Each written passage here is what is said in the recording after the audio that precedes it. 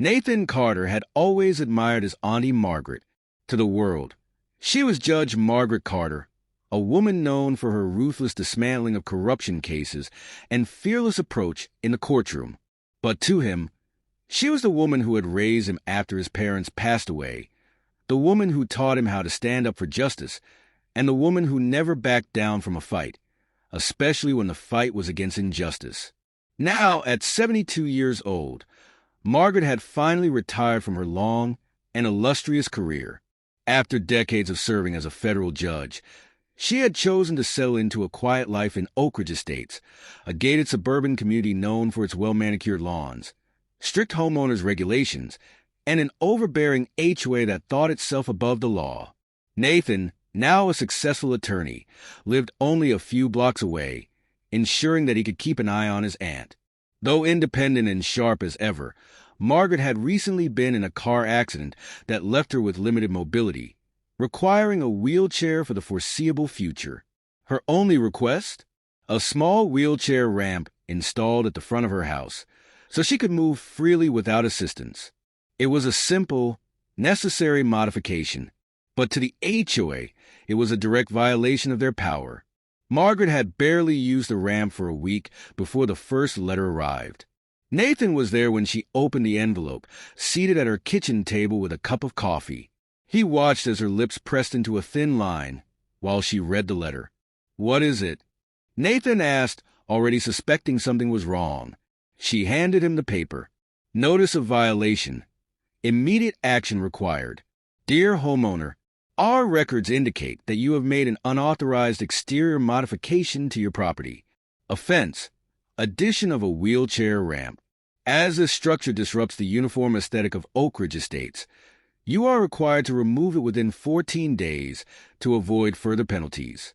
Failure to comply will result in fines, increased HOA fees, and possible legal action." Nathan felt his jaw tighten. "You've got to be kidding me." Margaret let out a dry chuckle, shaking her head. "I had a feeling they'd pull something like this. What did they say when you first told them about the ramp?" Margaret took a slow sip of her tea. "I didn't tell them." Nathan frowned. "Why not?" "Because I knew they'd fight it," she said simply. "And because I don't need their permission." She was right. Under federal and state disability laws, Margaret had every legal right to have a wheelchair ramp installed. The HOA had no real authority to demand its removal, but that didn't mean they wouldn't try to intimidate her into backing down. Nathan exhaled slowly. "All right, we'll send them a legal response. You're covered under the ADA. They don't have a case." Margaret smirked. "Oh, I know they don't." A week later, another thick envelope arrived in Margaret's mailbox. Nathan opened it for her while she sat on the porch, enjoying the evening breeze. The moment he skimmed the letter, his hands clenched into fists. They had tripled her HOA fees. New monthly assessment, $2,100. Increased reason, non-compliance with HOA regulations in violation of community aesthetics. Nathan could barely contain his anger. "This is extortion." Margaret laughed unfazed. "Oh, they're getting desperate now." But Nathan wasn't amused. "This isn't a joke, Aunty. They think they can bully you into backing down by financially draining you." Margaret gave him a knowing look. "Let them try." Nathan took a breath, calming himself. "All right, here's what we'll do. We're going to let them think they've won." Margaret raised an eyebrow. "Oh, we won't fight back right away." "Not yet," Nathan explained. "They think you're just another elderly woman with no fight left in her.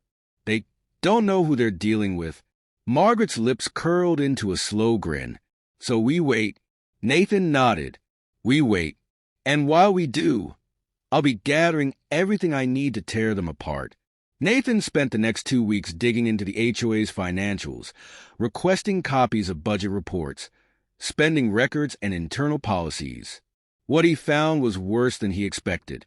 The HOA had misallocated over $300,000 in maintenance fees that had no actual records of being used. Several board members were paying themselves salaries, which was illegal, as HOA boards were supposed to be voluntary. They had been systematically increasing fees on elderly homeowners in an effort to push them out and sell their homes to wealthier buyers. They had issued over $80,000 in fines over the past 2 years, most of which were completely arbitrary. Nathan's blood boiled. This wasn't just about a wheelchair ramp anymore. This was organized fraud and abuse of power. Margaret watched him carefully as he sat at his desk late into the night, sorting through all the documents. "You're really enjoying this, aren't you?" she said with amusement. Nathan smirked. "I'm a lawyer, Aunty. This is what I do." She nodded, sipping her tea. "Reminds me of when I used to prepare for my big cases." Nathan paused and grinned. "You know, we should probably start preparing for a court case of our own." Margaret chuckled. "Oh, we will. But first, let's give them one last chance to hang themselves." Nathan nodded. "Right. Time for the HOA meeting." The next HOA meeting was scheduled for Friday evening at the community center. Nathan made sure to keep a low profile leading up to it. He didn't challenge the fees, didn't file a lawsuit. He let them think Margaret was giving up. When Friday arrived, the HOA board members sat at their long table at the front of the room, smug and confident. Gerald Lawson, the HOA president, looked over the assembled homeowners and smirked. "First order of business," he announced. "We'll be discussing the importance of maintaining the community's aesthetic values and addressing certain recent violations." Nathan stood up. "Actually," he said, his voice sharp and authoritative, "before we discuss violations, I'd like to introduce someone. My Aunty Margaret Carter, or as you may know her in the legal world, Judge Carter." A wave of stunned silence swept across the room. Gerald's smirk vanished. Margaret slowly stood, her presence commanding the entire room. "I suggest," she said in a calm yet icy tone, "that you all sit down. Because you're about to learn exactly what happens when you try to extort the wrong person." Gerald shifted uncomfortably. "This is highly irregular." Margaret cut him off with a single look. "Gerald," she said, her voice dripping with authority, "you're going to want to listen very carefully. Because as of tonight, this HOA is officially under legal investigation." The entire room went dead silent. Nathan smiled. It was time to tear them apart. The silence in the HOA meeting room was palpable. Gerald Lawson, the once smug HOA president, was now sitting rigidly in his chair, his face drained of color as the weight of Margaret Carter's words settled in. The other board members shifted uncomfortably, exchanging worried glances, their previous arrogance suddenly replaced with visible fear. The homeowners, who had come expecting another routine session of fines and regulations, were now sitting at the edge of their seats, eyes locked on Margaret. Nathan stood beside her, arms crossed, watching as Gerald swallowed hard and forced himself to speak. "Judge Carter," he said, trying to keep his voice steady, I don't understand." "What investigation?" Margaret took a slow step forward, placing a thick manila folder onto the table in front of her. "Let me spell it out for you, Mr. Lawson," she said in her calm but commanding courtroom voice. "This HOA has been operating under fraudulent practices for years. You and your board have extorted homeowners, misappropriated funds, and engaged in illegal fee hikes designed to force out elderly residents." Gasps rippled through the crowd. A murmur of whispered conversations broke out among the homeowners. Gerald shook his head quickly, his confidence flickering. That's completely false. We have always operated within the guidelines of..." Margaret cut him off with a raised hand. "I wasn't finished." She turned to Nathan, who pulled out a laptop and clicked on a file. Within seconds, a projector screen lit up, displaying a spreadsheet filled with detailed financial discrepancies. Nathan stepped forward. "This is a copy of the HOA's financial records," he said smoothly. "I had them pulled and analyzed by a forensic accountant. And do you know what we found, Gerald?" Gerald's fingers clawed at the table, his breathing becoming uneven. This is a gross invasion of..." Nathan ignored him and pointed to the screen. We found that in the last 4 years, over $300,000 in homeowner fees and fines were redirected into community maintenance, funds that, get this, don't exist. No invoices, no work orders, nothing. That money went straight into private accounts. A wave of outrage shot through the homeowners. "This has to be a mistake," one of the board members stammered. Margaret turned the page in her folder. "Here's a list of the false fines issued to homeowners, many of whom are elderly or disabled and were intentionally targeted. My fine for the wheelchair ramp, fabricated. Every other fine issued in the last 2 years, unenforceable." The room erupted into angry shouting. Several homeowners stood up, waving letters of their own, yelling about bogus fines, fraudulent repair fees, and threats of liens on their homes. Nathan allowed the chaos to simmer, letting the HOA board members feel the full force of the homeowners' fury before stepping forward again. "And just so we're clear," he said, his voice calm but razor-sharp, "we aren't just talking about financial fraud. We're talking about criminal extortion, elder abuse, and illegal use of HOA authority." Gerald's hands visibly shook as he tried to grab control of the situation. "This is a misunderstanding. We were just enforcing the rules." Margaret's expression turned ice cold. "Gerald, I spent 30 years as a federal judge prosecuting people just like you. I know a scam when I see one. And so does the state attorney's office." Gerald's face turned ashen. Nathan glanced at his watch. "In fact," he said, looking toward the door, "they should be arriving right about." Before he could finish, the doors burst open. 2 uniformed officers entered, followed by a man in a suit carrying legal documents. "Gerald Lawson?" one of the officers asked. Gerald jumped up from his seat, knocking over a glass of water. "Wait. This isn't necessary. We can resolve this internally." The suited man, an investigator from the state attorney's office, stepped forward.